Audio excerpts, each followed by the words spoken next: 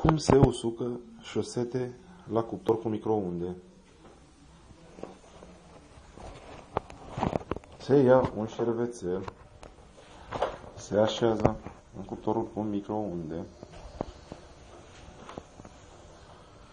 se pun șosetele, maxim 4 șosete, respectiv 2 perechi.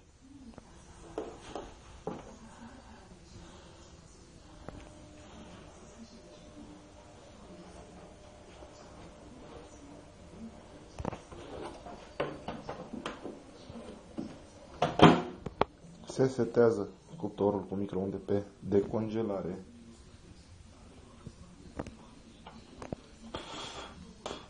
Maxim 200 de W.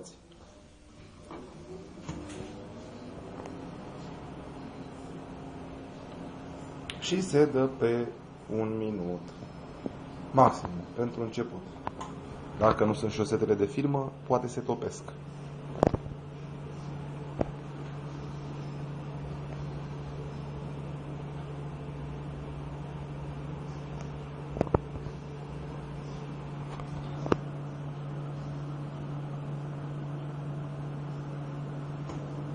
Același lucru se poate face și cu Adidas, papuci sau blugi, fără capse metalice.